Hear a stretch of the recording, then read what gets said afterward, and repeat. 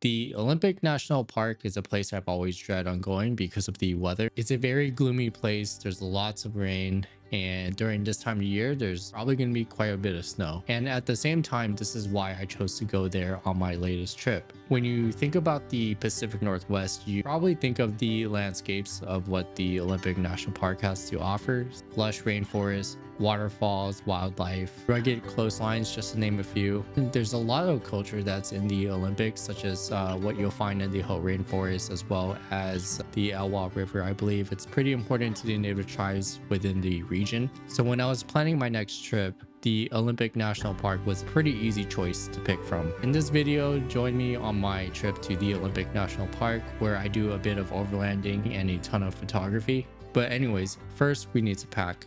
Packing everything, setting in the fridge, just cooling it overnight.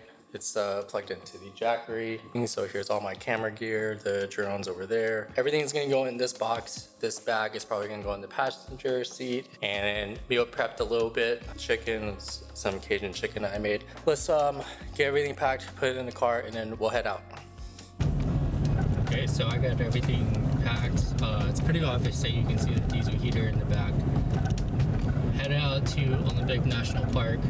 We'll see how the weather holds up, because apparently it snowed a ton this past weekend. Since December, I don't think it's ever snowed, so it's crazy that I chose the perfect weekend to go out to Olympic National Park. I haven't been there in a very long time. I think it's been like 2 years since I've been up in the Olympics.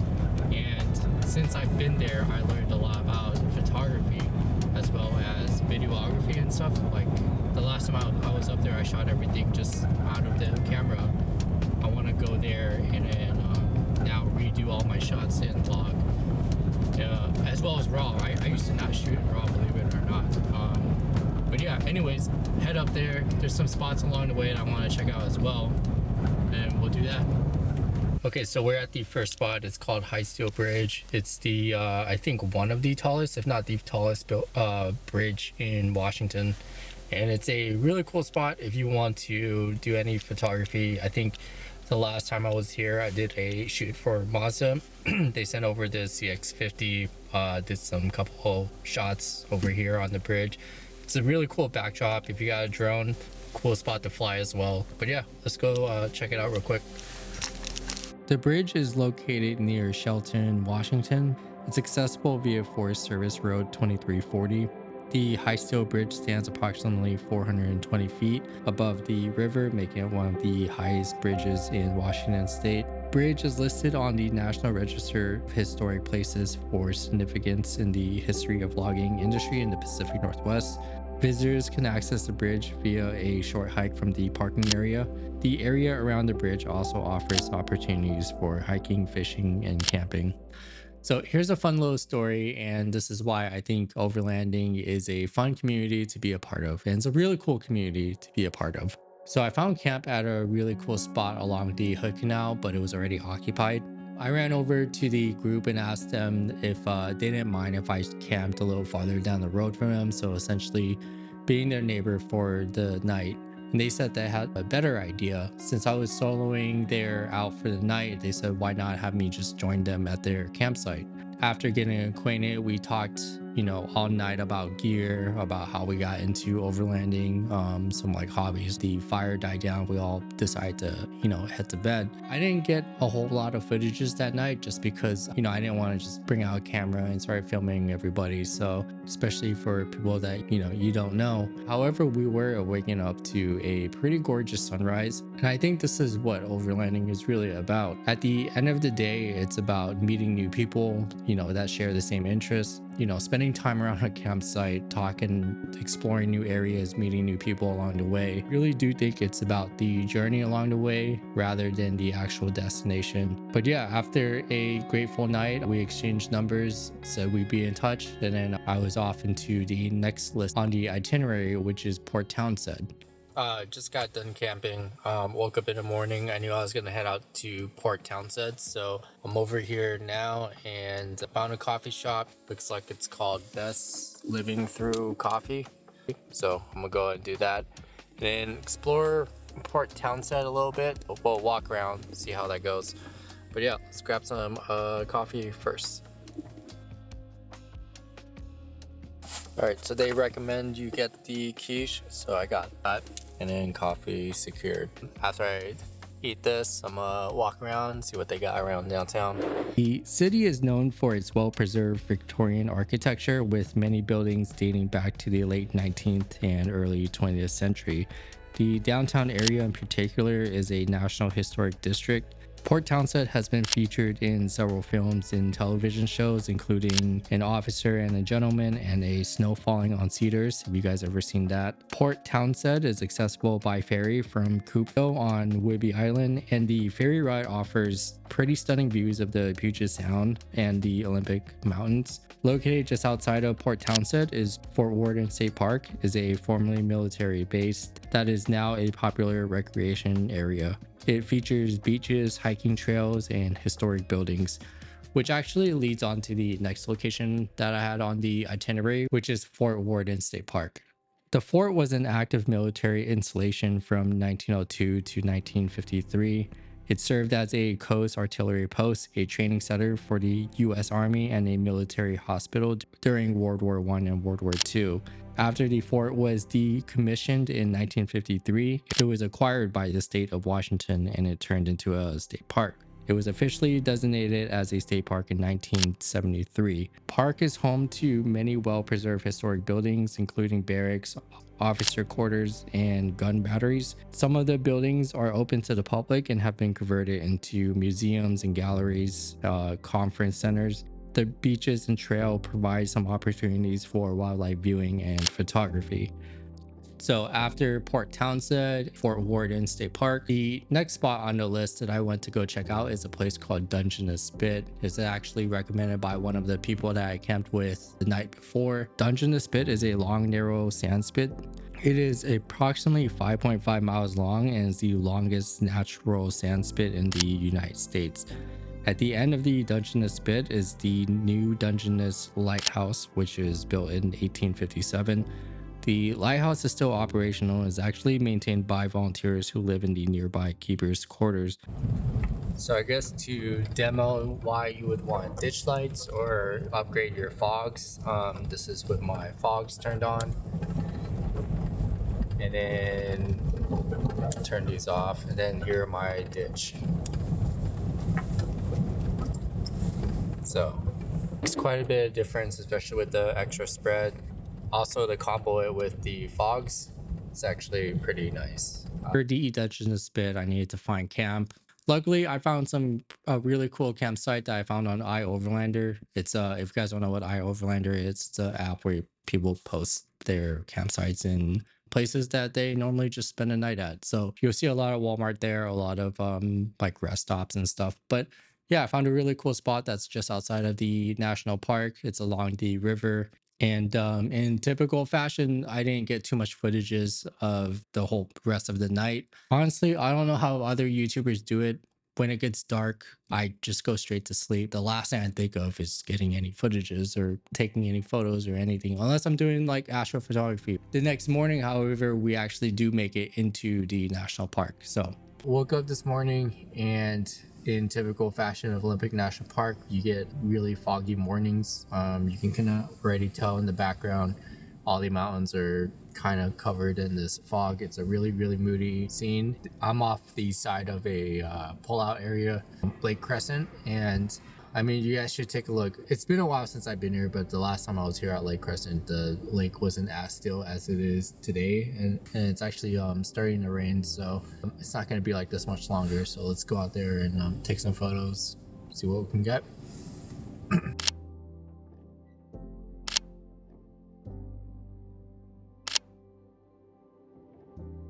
So after Lake Crescent, I'm gonna head down to the Mount Storm King trailhead. I don't actually think I'm gonna do Mount Storm King today, just because of it's snowing for the past couple of days. I didn't actually come prepared for a winter hike, but at the very bottom there's a waterfall trail. We're gonna go do that, so let's head over there.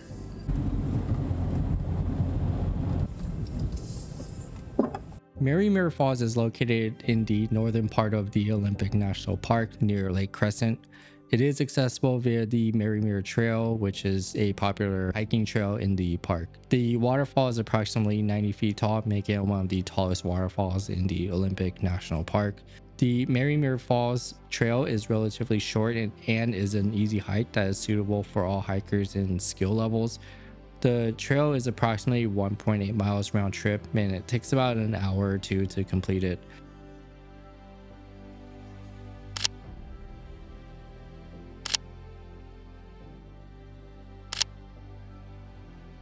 The next spot that I checked out on the list is the Hood Rainforest. If you don't know, the Hood Rainforest is one of the most famous and ecological diverse rainforests in the United States. The Hood Rainforest receives an average of 140 to 170 inches of precipitation per year. The temperature rainforest climate supports the growth of a wide variety of plant species. Also, I don't know how true this is, but I read that the whole rainforest is one of the quietest places in the United States. Somebody fact checked me on that, but that's what I heard.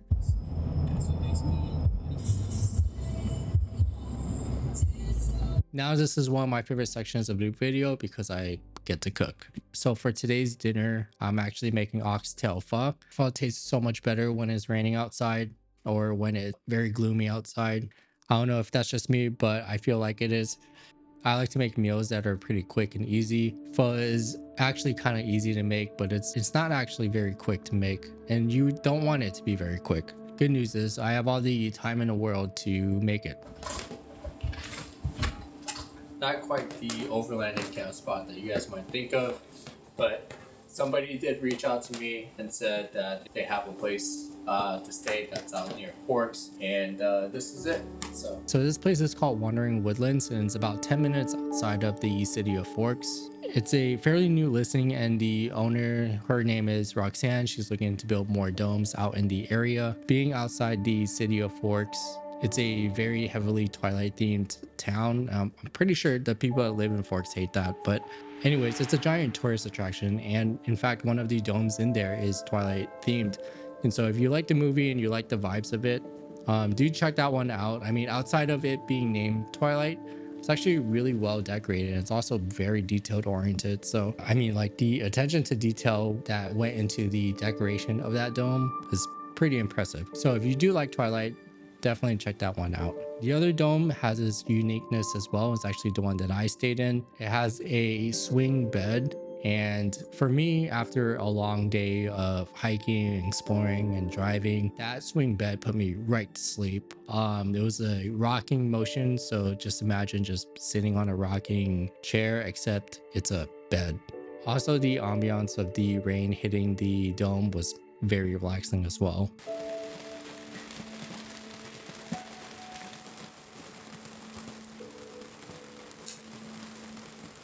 And if you do any car camping, she's got a bunch of sites out there for about $20 or $30, depending on the site, that you can just do car camping. It's got fire pits and everything in it. There also is firewood on site too. So if you ever needed firewood or you didn't bring any firewood, there is on site. But yeah, if you guys are ever in the area of Forks or even Olympic National Park, do check that place out. You can find it on HipCamp. I think Airbnb has a listing posted as well. And I'll link the Instagram below, so you can definitely message her if you ever had any questions. If you do end up booking with her, let Roxanne know that I sent you guys. I love helping out small business, especially with people with the passion of creating things. And she was very easy to work with.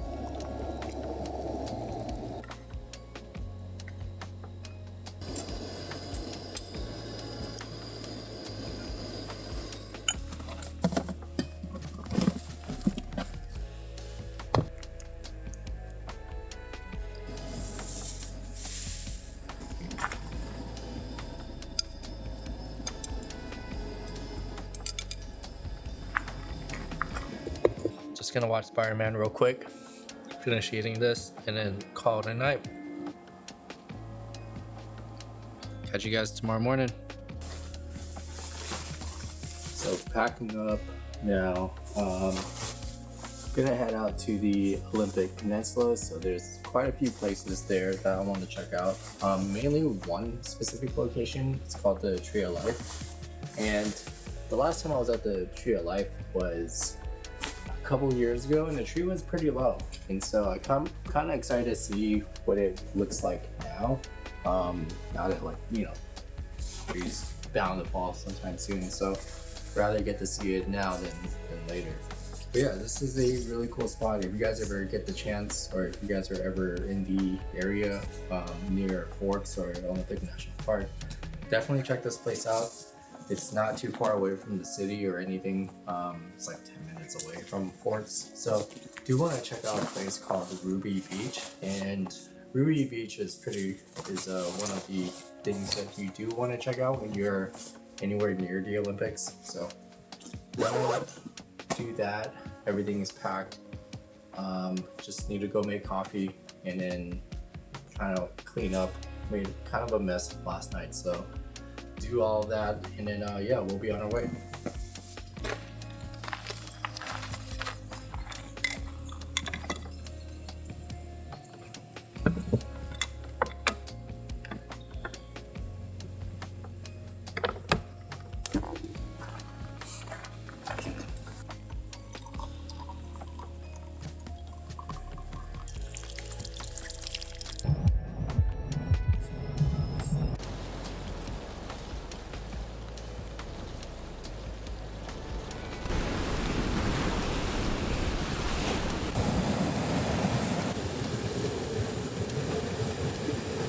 So located about 10 minutes down the road is a place called the TriLife, and I don't actually think that's the official name, but I think it's just the name that people give it.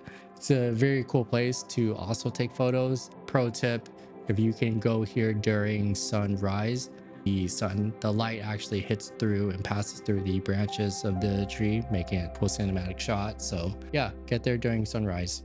So this actually wraps up my entire trip to the Olympic National Park. Honestly, still so much to see over there. I think Mount Storm King is one of the most popular hikes in the Olympics. Didn't get to do that this time. I'll do that in the summer. If you like to go swimming on a hot day, there's Devil's Punch Bowl where you can hop into Lake Crescent.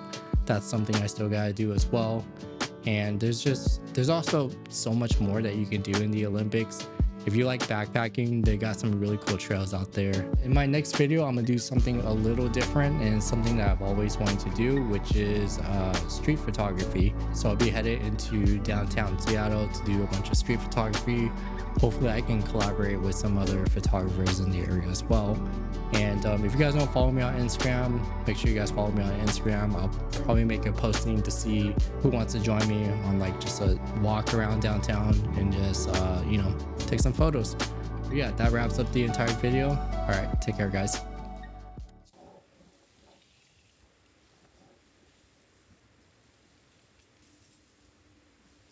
Yeah.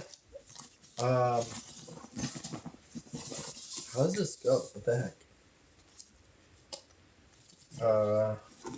Let me figure this out.